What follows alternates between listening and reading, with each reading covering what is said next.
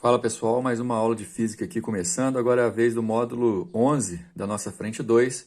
Vamos falar sobre dilatação térmica, assunto que a gente já viu lá no segundo ano do ensino médio e agora a gente pode rever, fazer uma revisão aí para poder repassar todos os conceitos a respeito desse assunto importante.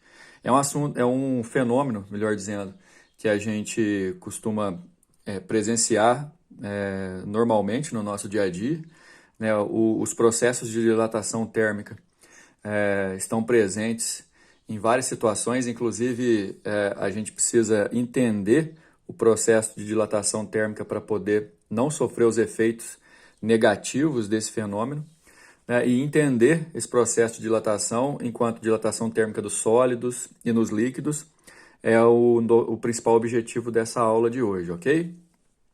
Para a gente poder entender melhor do que se trata a dilatação térmica, principalmente nos sólidos, é importante que a gente relembre aqui rapidinho a natureza corpuscular da matéria, que normalmente vocês veem isso nas aulas de química, que é sobre a composição dos corpos.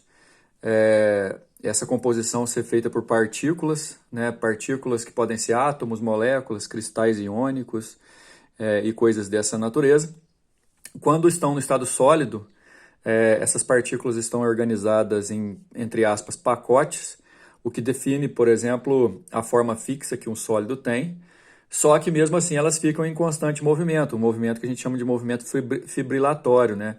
Dependendo da temperatura, essa fibrilação, né, que é uma agitação sem mudar muito a sua posição média, dependendo da temperatura, essa agitação pode aumentar e aquela configuração pode mudar um pouco, né, sutilmente, para que aquela agitação possa acontecer.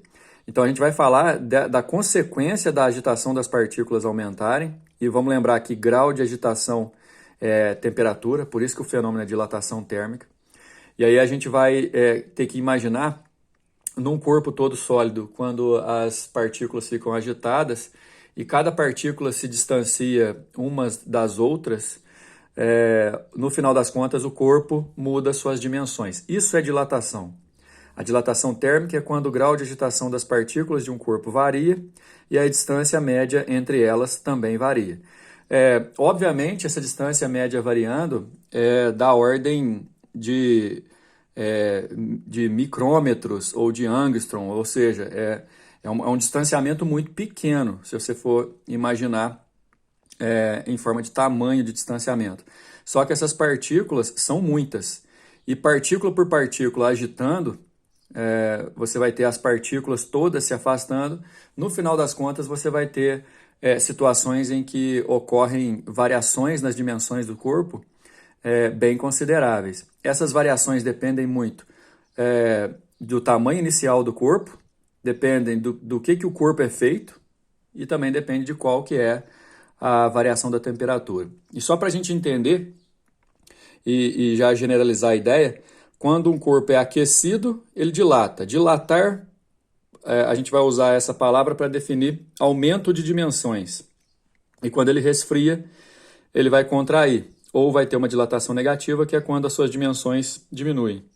Nesse sentido, pessoal, é importante você saber que, principalmente nos sólidos, essa dilatação vai acontecer e acontece de uma forma muito intensa. As forças que causam a dilatação são muito altas e por isso, às vezes, tentar contê-las não é uma ideia muito boa que vai prejudicar, por exemplo, estruturas e tudo mais. A questão é que assim, você pode ver isso aí, por exemplo, quando você está viajando e você olha para aquelas instalações elétricas com fio muito comprido, normalmente o fio instalado muito comprido ele não é fio de energia elétrica, ele não é instalado esticado, né? Ele tem um abaulamento, né? Ele tem uma folga, por quê? Porque se a temperatura daquele lugar ele diminuir muito, e aí vai acontecer a contração das partículas do fio, se já tiver esticado, na hora de contrair, que contraia poucos centímetros ou até milímetros, ele pode arrebentar, né? Então, assim, a ideia é conhecer a dilatação, saber que ela existe para você poder tomar decisões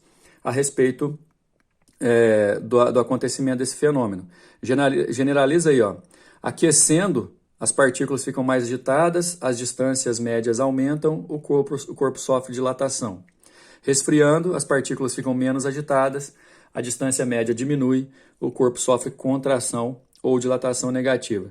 Existe uma única exceção, que é o caso da água, mas não só a água nem sempre vai se comportar de forma contrária ao que está escrito aqui, né?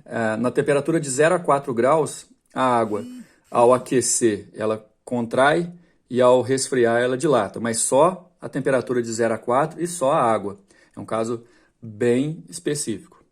Saber tratar a dilatação muitas vezes exige que você saiba calcular ou projetar quanto que uma estrutura ou um corpo pode dilatar. A gente vai falar da dilatação do sólido primeiro. E dilatar, pessoal, é variar suas dimensões, variar seu comprimento, sua área, seu volume. E a gente vai seguir um padrão aqui, logo abaixo vocês estão vendo aqui, ó, que tem dilatação linear, superficial e volumétrica, cada uma com uma fórmula e a relação entre elas. Acontece que essas fórmulas respeitam um padrão. E o padrão é assim, ó, a variação da medida sempre vai ser igual à medida inicial, multiplicada pelo coeficiente de dilatação, que depende do material, multiplicando pela variação de temperatura. Então, a dilatação, ou a variação das medidas de um corpo, depende do quê? Da medida inicial do corpo, da substância da qual o corpo é feito e da variação de temperatura que ele vai sofrer. Tudo diretamente proporcional à variação da medida. Ou seja, um corpo que já é grande, ele vai dilatar mais. Um corpo que tem um coeficiente de dilatação alto também vai dilatar mais. Um corpo que sofre uma variação de temperatura alta também vai dilatar mais. Por favor, não pensem que existem 3 tipos de dilatações. Na verdade, existem 3 abordagens para dilatação para você poder fazer nos sólidos. A dilatação que acontece de verdade mesmo é a dilatação volumétrica. Todo corpo que varia suas dimensões, ele varia as 3 dimensões. Né? Toda vez que um corpo sofre dilatação, o seu volume por completo vai ser alterado. Porém, em algumas situações, pessoal, a gente não precisa de adotar todas as dimensões para analisar o sistema que a gente está abordando. Por exemplo, quando vai ter uma instalação de linha de trem de ferro, né, os trilhos, que devem ficar a uma determinada distância um do outro, na hora de instalar, para poder permitir que a dilatação ocorra em caso de variações de temperatura. Lá, por exemplo, na hora de instalar um trilho, não faz sentido você analisar a área nem o volume do trilho, porque o trilho é muito mais comprido do que qualquer outra medida que ele possa ter. Então, por exemplo, para instalar uma linha de trem de ferro, você vai se preocupar com a dilatação linear, que é do comprimento. Um corpo, por exemplo, que precisa ser encaixado no outro, por exemplo, um pino encaixado num buraco, numa peça, você vai poder abordar a dilatação superficial dessa peça e por aí vai. Dilatação volumétrica acontece, só que a linear e superficial, você tem essas diferenciações na hora de abordar, mas olha as fórmulas. Variação da medida, medida inicial, coeficiente de dilatação linear, variação de temperatura. Todas aqui as fórmulas são idênticas, porém, né, guardando as proporções relativas à grandeza que ela quer dizer. Linear é comprimento, superficial é área, volumétrica é volume. E detalhe, baseado na quantidade de dimensões mesmo, viu, gente? O coeficiente de dilatação linear, o superficial e o volumétrico, ele depende do material que o corpo é feito. Então, todo material tem esses 3 coeficientes. Se você for abordar a dilatação volumétrica, você não pode usar o coeficiente superficial nem o linear, você tem que usar o volumétrico. Essa letrinha aqui, o gama minúsculo. E a relação entre eles é essa. E tem que tomar muito cuidado quanto a isso, pessoal, porque os exercícios são maldosos nesse ponto. Às vezes você tem que calcular a dilatação linear e ele te fornece o coeficiente superficial, aí você tem que dividir por 2 para achar o linear. Por aí vai, a relação entre os coeficientes é essa daqui. Galera, nos líquidos as dilatações acontecem também, obviamente. Eu falei do comportamento anômalo da água, a dilatação anômala da água só acontece numa temperatura de 0 a 4 graus. De 0 a 4 graus, qualquer substância que se aquece dilata, se ela resfria, contrai. A água é o contrário, nessa faixa de temperatura. Inclusive, é por conta disso que um lago congela de cima para baixo, né?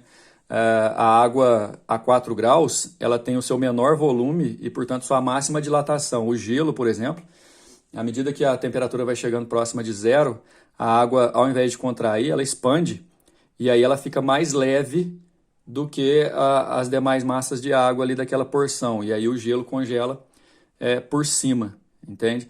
Dilatação anômala da água é na temperatura de 0 a 4 graus. Agora, todo líquido vai ser abordado de forma volumétrica. Dilatação volumétrica, volume inicial, coeficiente de dilatação e variação de temperatura. Mas como todo líquido precisa estar num recipiente para ser analisado, você tem que também considerar a possibilidade de ocorrer a dilatação aparente, que é a dilatação que aparentemente está acontecendo, como o nome diz, que eventualmente é a quantidade de líquido que derrama do recipiente.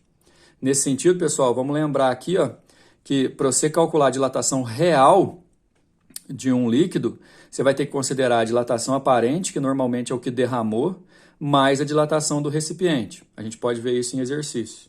Falando em exercício, a gente já tem aqui o exercício número 1. Vamos lá, seja um anel metálico construído com um fio muito fino. O material tem coeficiente de dilatação linear alfa e sofre uma variação de temperatura ΔT.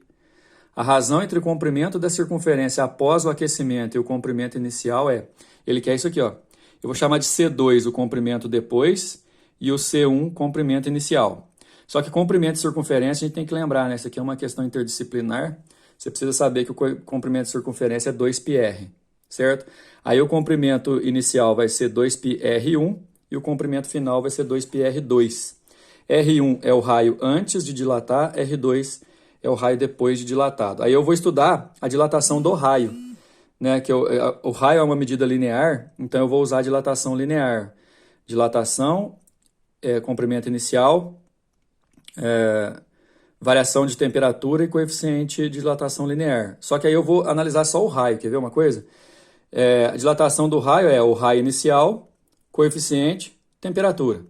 É isso aqui que é a dilatação. Eu não sei o valor disso, eu não sei chegar a um número, mas é isso aqui que é a dilatação. E aí você vai pensar o seguinte, ó, o que é o raio 2 então? O que é o raio final? É o raio que era antes mais o que dilatou, que é isso aqui. E aí você pode colocar em evidência que o raio final vai ser R1 que multiplica 1 mais alfa delta θ.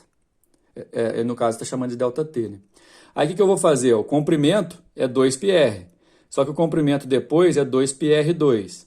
2π e o R2 vale R1 que multiplica aquele parêntese ali. E o comprimento inicial era 2πr, eu vou poder simplificar essa fração, e aí a razão entre os comprimentos, final e inicial, é 1 mais alfa ΔT, que é a resposta da letra D. Número 2, pessoal, uma barra metálica de 1 metro de comprimento é submetida a um processo de aquecimento e sofre uma variação de temperatura. O gráfico abaixo representa a variação ΔL, né, de variação de comprimento em milímetro, no comprimento da barra, em função da variação de temperatura, em graus Celsius. Qual é o valor do coeficiente de dilatação térmica linear do material, do qual é feita a barra em unidades 10 a menos 6 graus Celsius? É o seguinte, galera, a questão é que você tem um gráfico que relaciona a variação de temperatura sofrida com a variação de comprimento sofrida com determinada variação de temperatura e vê que é linear. Você pode escolher qualquer ponto. A resolução de proposta está escolhendo esse ponto aqui, que quanto a variação de temperatura é 60 graus, a variação do comprimento é 1,2. Dilatação linear é dilatação igual a comprimento inicial vezes o coeficiente de variação de temperatura. E aí, como o exercício que é o coeficiente, eu vou isolar o alfa passando o L0 e o ΔT dividindo. E aí depois é só escolher o ponto aqui, você poderia escolher qualquer um, exceto esse 0,0 aqui, que não dá para fazer conta. Poderia escolher qualquer ponto aqui para poder jogar o valor lá. Para uma temperatura de para uma variação de 1,2, o comprimento inicial, aí o detalhe, como aqui está em milímetro e o comprimento inicial é 1 metro, você tem que pôr o comprimento inicial em milímetro, né? Tem que pôr unidade igual. E aí 1 metro tem 1000 milímetros. E a variação de temperatura, 60 graus. Aí vai ficar 1,2 dividido, quando você multiplica aqui, né, vai ficar 60 vezes 10 ao cubo, que é 6 vezes 10 à quarta. Esse 10 à quarta você joga para cima negativo, olha aqui, ó. E 1,2 dividido por 6 vai dar 0,2. 0,2 vezes 10 a menos 4 é a mesma coisa que 20 vezes 10 a menos 6. Por isso que a resposta é a letra D, que o exercício exigiu que fosse 10 a menos 6. Número 3, dois cilindros retos idênticos, um de cobre, coeficiente de dilatação linear está dado aí, ó, e o outro de ferro, coeficiente de dilatação também dado. Detalhe, ó, o coeficiente de dilatação do cobre é maior do que o do ferro. Isso significa que em condições idênticas, o cobre dilata mais do que o ferro. Tem a 0 grau volume iguais a 800 centímetros cúbicos e diâmetro das bases iguais a 10 centímetros. Então, eu tenho dois cilindros de mesmo formato, formato idêntico, portanto, volume idêntico também. Um de cobre e um de ferro. Já vamos analisar isso. Ó. Se a mudança de temperatura for a mesma para os dois, por causa do coeficiente, o cobre vai dilatar mais, ok? Aí tem duas perguntas. A letra A, determine o aumento do volume do cilindro de ferro em centímetros cúbicos quando a temperatura varia de 0 a 100. Ou seja, eu quero calcular a dilatação volumétrica desse cilindro aqui na letra A. E qual a temperatura em graus Celsius? A diferença entre as medidas dos diâmetros, diâmetro é uma medida linear, né? Será de 2 vezes 10 a menos 3, né? Aí vai ser o tamanho do cilindro de cobre menos o tamanho do cilindro de ferro, dando 2 vezes 10 a menos 3. Olha só, pessoal, a letra A. Antes de a gente começar aqui, foi uma sugestão importante, os dados iniciais. Volume inicial de cada um, 800 centímetros cúbicos, coeficiente do ferro e coeficiente do cobre. A letra A pede a dilatação, o aumento do volume do cilindro de ferro. E aí, como é volume, a dilatação do volume é o volume inicial, coeficiente de dilatação volumétrica, vezes variação de temperatura. Aí você toma cuidado, porque olha aqui, ó, o enunciado está dando coeficiente de dilatação linear, e aqui eu quero calcular o volumétrico. Por isso que esse volumétrico do ferro virou 3 vezes o coeficiente linear do ferro. Você não pode esquecer a relação que existe entre os coeficientes lineares, ó, que o coeficiente linear é o superficial dividido por 2 e o linear é o volumétrico dividido por 3. Ou seja, se você pegar esse 3 aqui e passar para lá multiplicando, o volumétrico é 3 vezes o linear. Por isso que apareceu um 3 alfa aqui, ó, no lugar do gama. Ok? Depois a gente só substituir, ó, o coeficiente 1,2 vezes 10 a menos 5, que o enunciado deu aqui, ó, do ferro, e vezes 3, porque é o coeficiente volumétrico que eu quero. O volume inicial, 800. E a variação de temperatura de 0 a 100 foi de 100, né? Se você multiplicar tudo aqui, ó, 3 vezes 1,2 vezes 8, vai dar 28,8. E as potências 10 a menos 5, 10 ao quadrado aqui, 10 ao quadrado aqui, dá 10 a menos 1. E aí você volta com a casa, 2,88 centímetros, resposta da letra A. Letra B, pessoal, só para lembrar aqui, ó, qual é a temperatura em graus Celsius, que a diferença entre os diâmetros dos dois cilindros será de 2 vezes 10 a menos 3. Os diâmetros, inicialmente, valem 10, só que como vai esquentar os dois e o cobre vai dilatar mais, porque o coeficiente é maior do cobre, você vai ter que levar em consideração o diâmetro final do cobre vai ser o diâmetro inicial dele mais o que ele dilatar. Aqui, ó, diâmetro inicial, coeficiente, temperatura. O do ferro, a mesma coisa. O diâmetro inicial, que é igual, diâmetro mais a dilatação, que é diâmetro inicial, igual ao do cobre, coeficiente diferente do cobre, variação de temperatura que é a mesma. E detalhe, como a dilatação do cobre vai ser maior por conta do coeficiente de dilatação do cobre ser maior e as condições restantes são iguais, eu vou fazer dilatação do cobre menos dilatação do ferro. E isso tem que dar 2 vezes 10 a menos 3. O diâmetro final do cobre menos o diâmetro final do ferro vai ser essa expressão aqui, pessoal, ó, menos essa. E repare que ela tem um monte de coisa em comum. Se eu fizer essa menos essa, primeiro que eu vou cortar esse D aqui, ó. Segundo, que eu vou poder colocar o D e o delta θ em evidência, e aí vai ficar assim, ó. Então, essa diferença é 2 vezes 10 a menos 3, o diâmetro inicial é 10, a variação de temperatura eu desconheço, o coeficiente do cobre o exercício deu, do ferro também. Isso aqui vai dar 0,5 vezes 10 a menos 5, que eu vou passar para o outro lado dividindo junto com o 10 ali, ó. E aí eu vou fazer todas as variações, por exemplo, aqui 10 com 10 a menos 5 dá 10 a menos 4, 2 dividido por meio dá 4, 10 a menos 3 por 10 a menos 4 dá 10, e aí dá 40 graus, que é a resposta da letra B. Número 5, para a gente fechar. O relé térmico é um dispositivo responsável por proteger os motores elétricos de possíveis anomalias. A mais comum é o sobreaquecimento do motor elétrico. Ele, na verdade, na hora que dilatar, como ele está preso aqui, ele vai envergar como uma lâmina bimetálica e vai mudar a conexão ali. Uma proposta de relé térmico consiste em 2 barras de latão, uma vertical e outra horizontal acopladas, conforme ilustra a figura a seguir.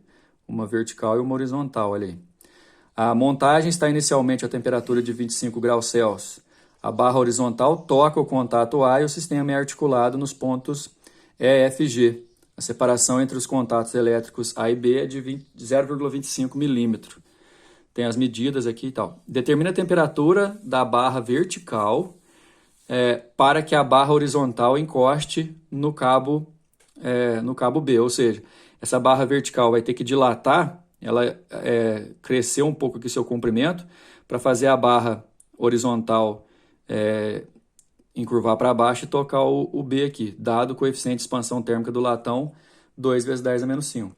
Primeiro que na situação do exercício, a gente teria que analisar que a dilatação da barra vertical, que é o que o exercício quer, é proporcional ao comprimento da barra horizontal, e a proporção segue da seguinte maneira: o tanto que dilatar em EF também vai dilatar aqui em AB, vai descer aqui em AB. Então, o ΔL da barra EF está para a dilatação entre A e B, assim como o FG, que é esse pedaço da barra aqui, ó, está para a barra inteira. Tudo proporcional, porque o tanto que descer aqui na dilatação do EF tem que descer aqui também na articulação G. E nesse caso, os valores eu já tenho. Ó. AB vale 0,25, FG vale 10 e AG é o AF mais o FG, vale 100 milímetros, tudo em milímetro. Aí eu descobri que a variação no comprimento da barra EF tem que dar 0,025 milímetro. Aí daí ficou tranquilo, porque a variação de comprimento é comprimento inicial, o coeficiente de dilatação e a variação de temperatura. E aí, no caso, pessoal, eu preciso saber a variação de temperatura, levando em consideração a questão da temperatura inicial da barra. Mas olha só, se você isolar, aqui o exercício está fazendo direto, se você isolar o Δθ, você vai passar o L0 e o alfa para lá dividindo. Fica ΔL dividido por L0 vezes alfa. E a variação de temperatura é a temperatura final menos a inicial. Como ele quer a final, você joga a inicial para o outro lado somando. A temperatura inicial é 25, a variação de temperatura eu acabei de achar ali em cima, 0,025. O comprimento inicial era 20 milímetros, aqui ó, tá aqui no exercício, no desenho. E o coeficiente de dilatação 2 vezes 10 a menos 5. Reserva esse 25 aqui para você somar no final. Se você fizer as operações corretas, aqui jogando 10 a menos 5 para cima, trocando o sinal do expoente, vai dar 62,5. E aí você soma as duas temperaturas, 87,5, que é a resposta da letra C. Beleza, galera? Dilatação térmica finalizada. Até mais.